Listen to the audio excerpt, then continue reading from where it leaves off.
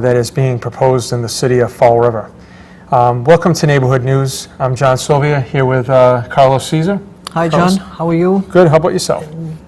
We're back again Tuesday night, 7 o'clock. And for the Portuguese ones, listen to us.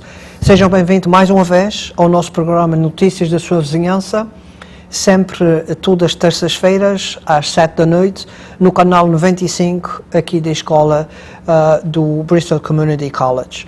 E hoje, como sempre, e todas as semanas tem acontecido, temos alguém aqui no estúdio para falar connosco. John, we're back, and how was your week today? Good. How about yours? Oh, it was good. I mean, the weather is helping now, you know, that's summer. A little too hot for me, but that's me. I don't like the warm weather. That's why they sell the air conditioners. That's it. But we have a guest tonight, but before we get to that guest, Carlos, Sure. I wanted to talk about something that's happening in Niagara and Maplewood that's affecting folks. Basically, the Brayton Avenue School was sold probably about 6 months or a year ago to a developer, and that property was supposed to have single-family houses proposed on that lot. Now there is a variance that's be going before the variance of the zoning board on July 19th, this Thursday at 6 o'clock at Government Center.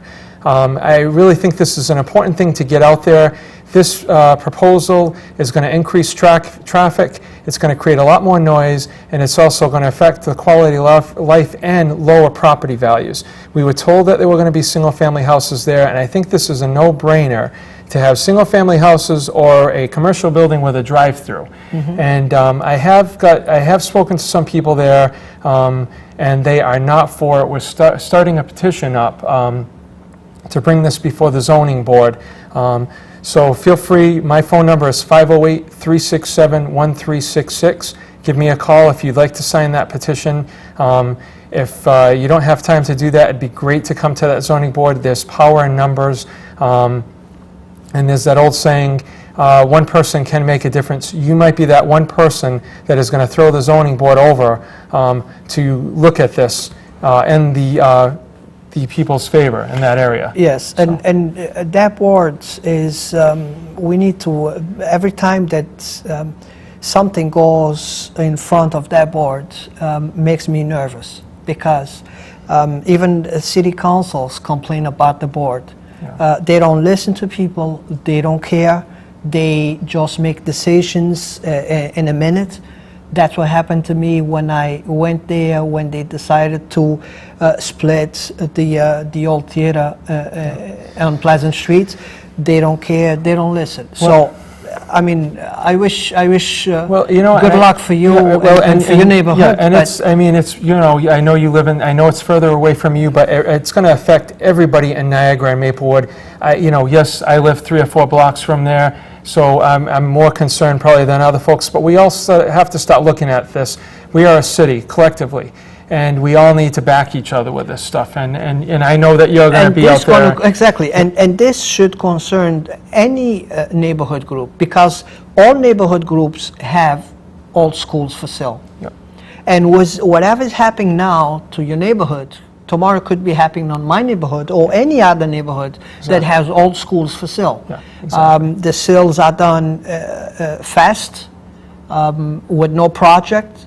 So whoever buys it can just turn it over again and change everything. Yeah. They buy it for $1 and they change it for 100,000. Yeah. So they don't care. They there to make the money. Yeah. That they are investors, and that's what investors do. Yeah, exactly. They buy cheap and they want money back. And you're right, and I'm not against business at all. I'm not Exactly. against business, but I think that we, you know, if we live in this neighborhood, we're going to be stuck with this for years to come. And I think we hear this, that, you know, you can't fight this. You can fight this. We are the government. Exactly. You know, the politicians that we elect can come and go, but we are the government, and Exactly. this is our city. So They leave, some mayors live up there for 2 years. Yep. And you live on your neighborhood for 30 years. Yeah. You know, so that's how much impact you could have in the decision if you got involved. Okay. And let's hope for the best. Okay. So it will be Yeah, it's going to be July 19th, So it's in- Thursday, this coming Thursday. this coming at Thursday. 6 o'clock. 6 o'clock. So let's hope that we have all the concerns, bring people with concerns calling you Yep. and be stopping on the 19th Yep, exactly. there. exactly. So What I was saying earlier too is one person can make a difference, and our guest tonight is actually a prime example of that. Julianne Kelly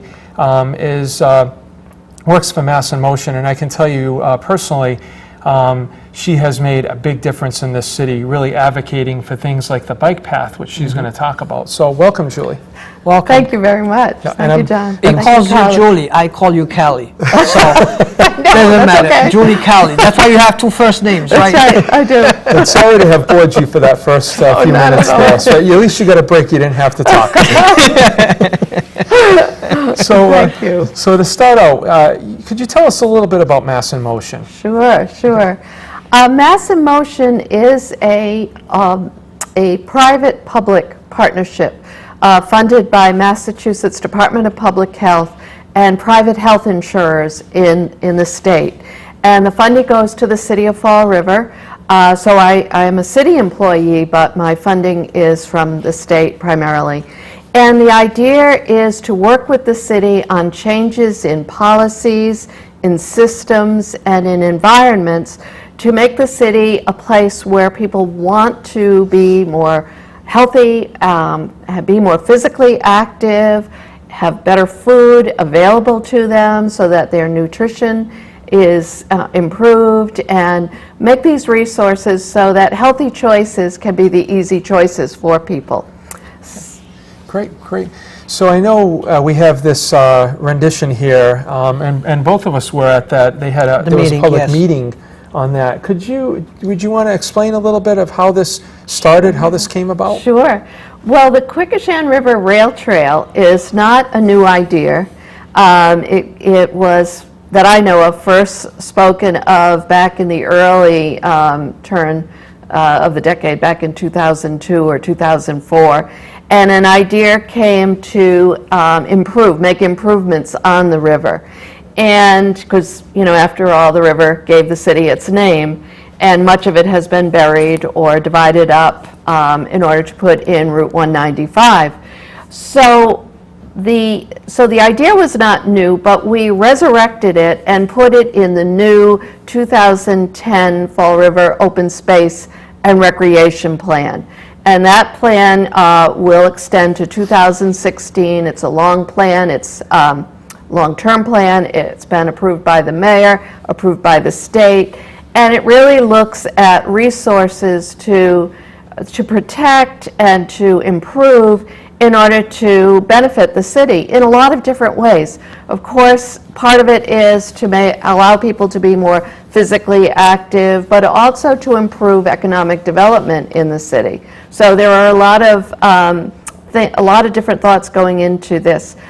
As you know, the first phase of the Quequechan River Rail Trail was completed a number of years ago, and it runs behind the ATMC on Martine Street, right next to the South Watuppa Pond. And that's a beautiful little strip that gets, Right about yes, here, right? yep, Okay. gets a great deal of walkers and bicyclists and, baby carriages, all of that. And the idea here is to extend that right down to Britland Park on the north and to Rodman Street on the south. And the process has begun.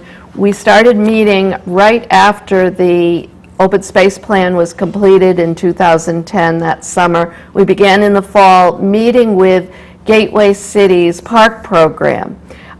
They were very interested in the fact that this was once again on the table, and began to talk with us about extending the route to loop around to the various businesses and parks on either side of the river. So this will go right down the river on the former rail bed there and loop into Britland Park, where improvements are also being made, and then extend, hopefully connecting to Father Travasso Park.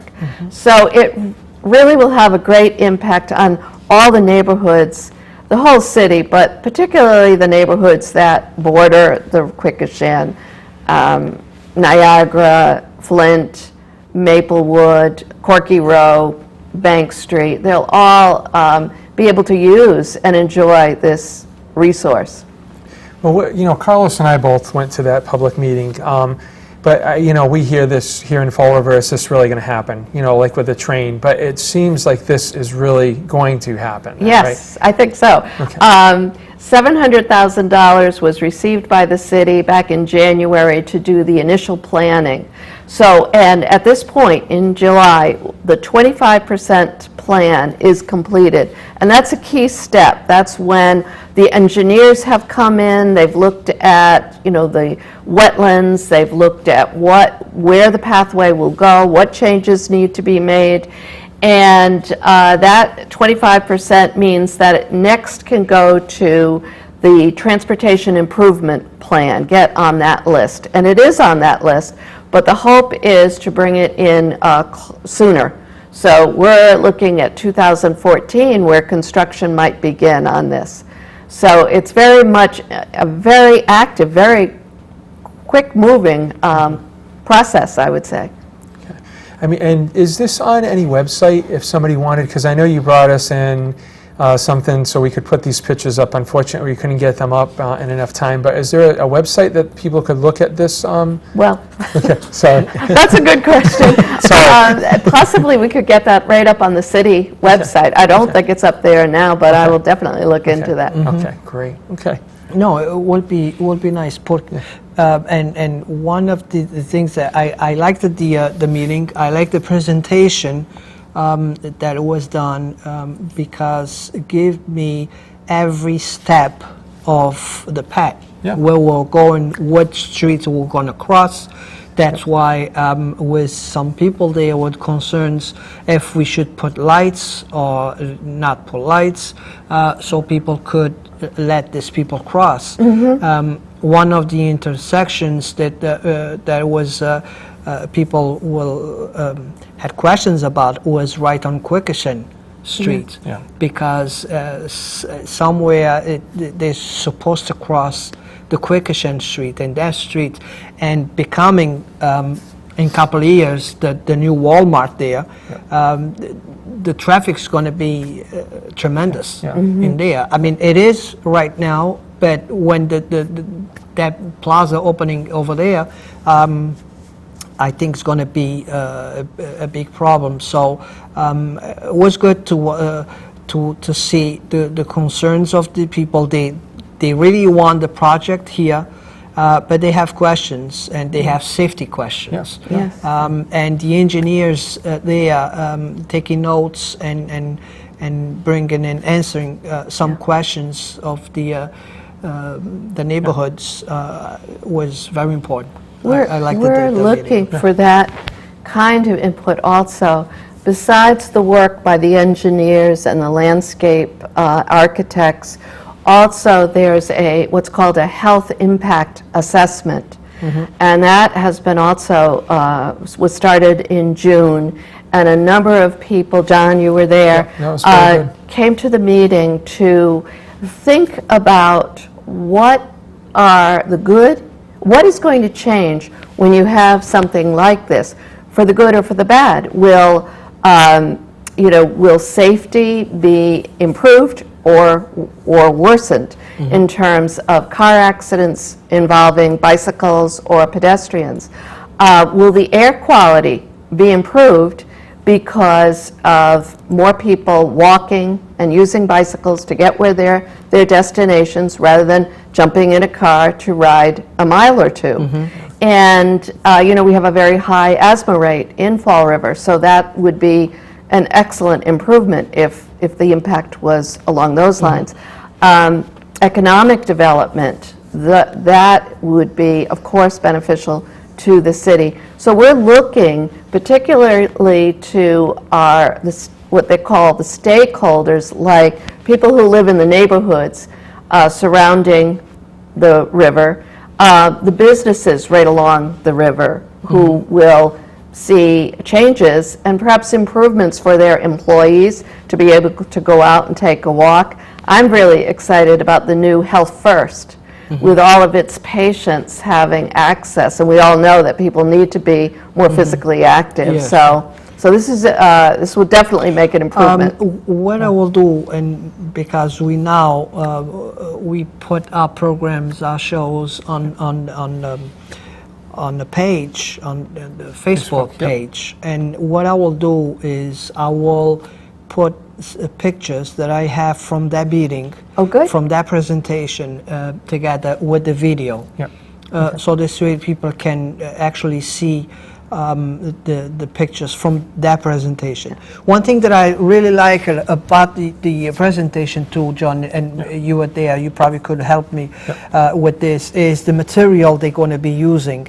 And they're going to be using some real Yeah, some tracks. recycled material. Yes. So, That was a very good point that from the meeting.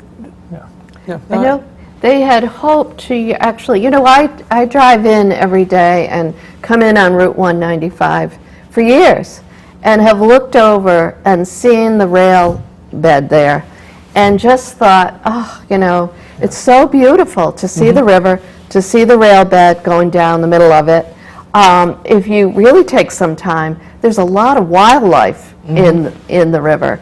And to think that that could be reconstructed. And what they found when they began to do the assessment of the rail bed, they found that all of that has been rotted out, and so it will have to be replaced. But they have these interesting methods to construct such a bike path that's been done in many, many places that does not harm the riverbed, the wildlife or the flow of the water, but really suspends the bridge. And actually, there's 8 bridges that will be part of that. Exactly. This was another interesting thing about this project is that people are going to be seeing places that they will not see without this. Yep.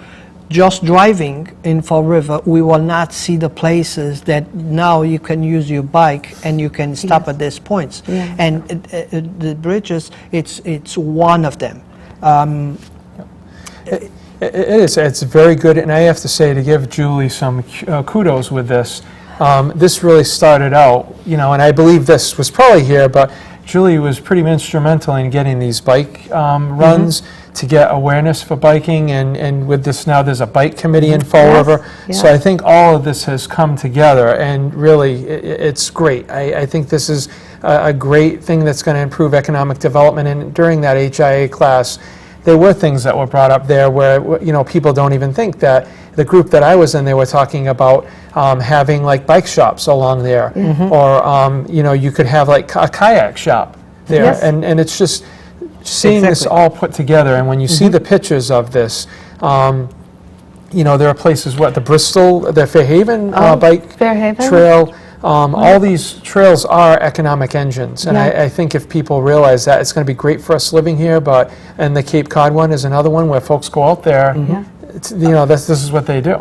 I mean, if you travel like we do constantly, we see so much out there that we see. Why not in Fall River? I mean, we have the perfect location. We have the perfect places to do this stuff. Why don't we have it? Yeah. And I mean, this it's one of them. I was just in a couple of weeks ago. We went to Provincetown.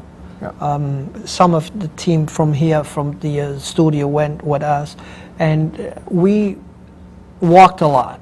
But we said we're never going to, see everything just walking. So we stop in a place, we rent a bike for a couple hours. It was enough to see the rest that we need to see it just by bike. And the shop there, they will teach you how to fix a bike, everything that you need, anything to do with a bike.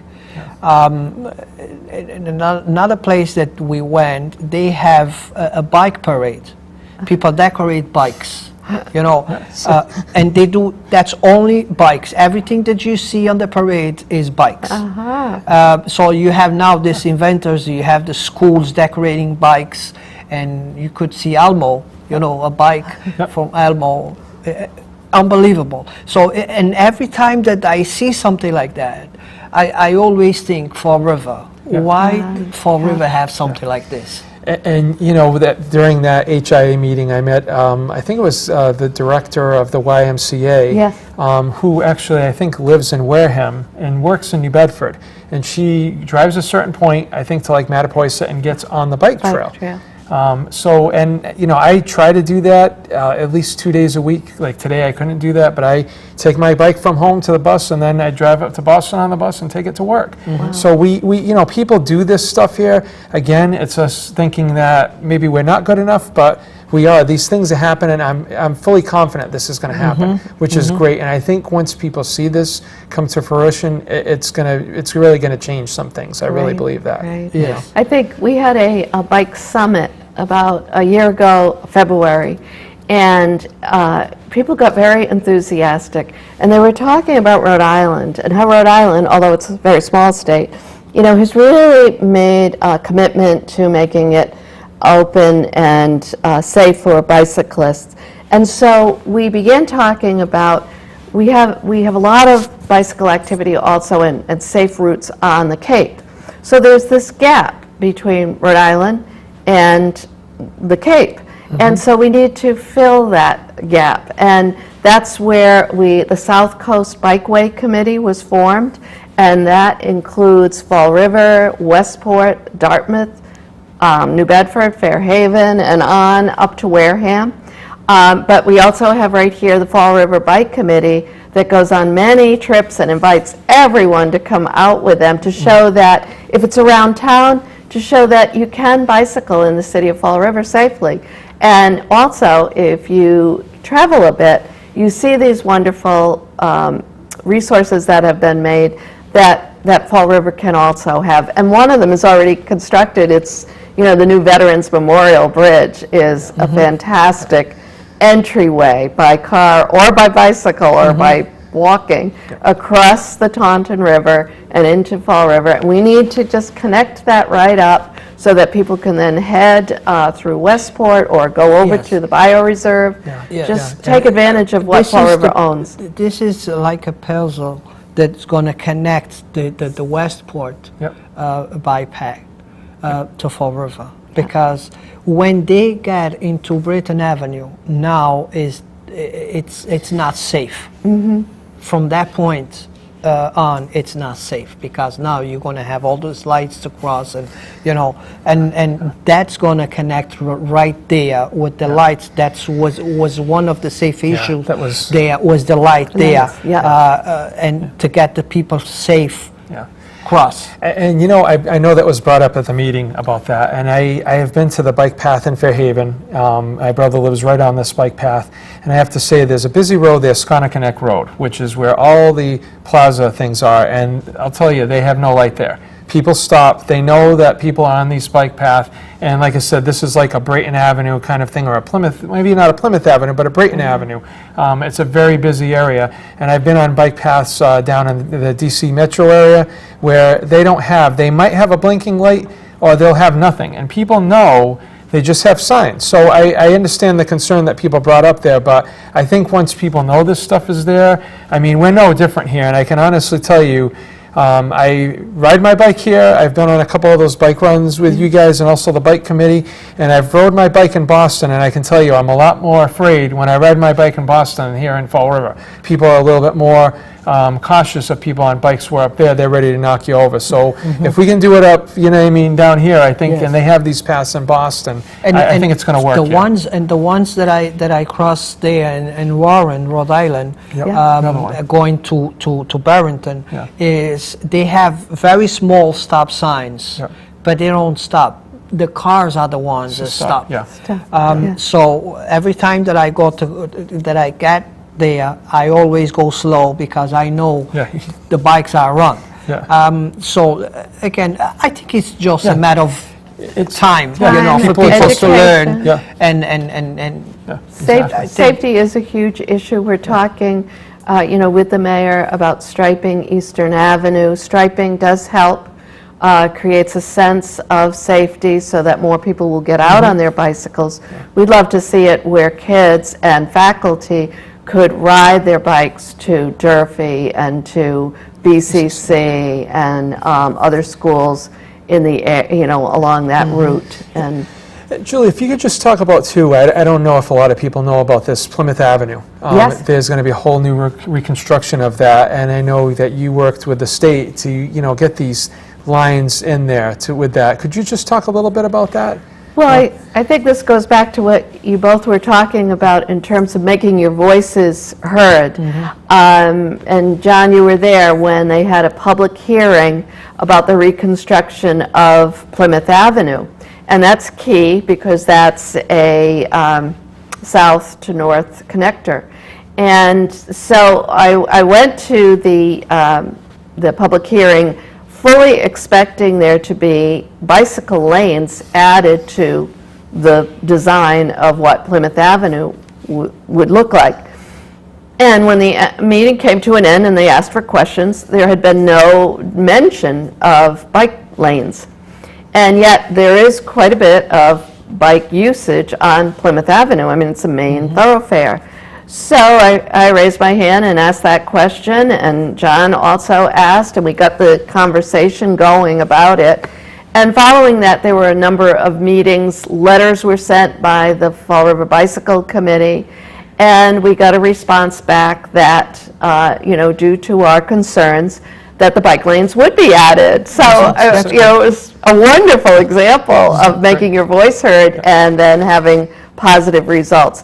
And that is key to, to keep this work going. We need more people that are going to be interested, participating, instead of relying on a few people that do that work. One thing that we have to understand is they don't see it now. Yes, All true. the jobs being done is just studies, and it's like closed doors. When they start seeing people actually building this stuff, you're then they will get on board and they will be interested. Good. Definitely. Well, I wish we had an hour with Julie. This is very interesting. I went by very quick. So, I know. Thank you. Thank you, Thank you Julie. Thank you, very Kelly, much. for coming. And, I'd be happy to come back. Maybe as we move along, as the project moves along. Yes, you know? definitely. If we still are run, so Well, hopefully. not the show. The show probably somebody will do it. All right. We getting too old. Thank you, Kelly. Thanks a lot. And thank you, everybody. See you next week. Well, before we end, I just want to re-mention this thing Oh, about yes. the Brayton Avenue School. July 19th, 6 o'clock. Let your voices be heard. We are the government here, all of us collectively. So if if this is affecting you, and I think it affects everybody in this city, with the selling of these schools, as Carlos said earlier, we're told it's going to be one thing, the neighbors are in agreement, and then we change it halfway through. So, this is very important. And again, one person makes a difference. We heard that tonight with some of the things that are going on, and collectively, we all make a difference. So please come out. And before I forget, make sure you say something good about Fall River. There's a lot of good things going on here. Sure. So, Thank you. yep, good night. Good night.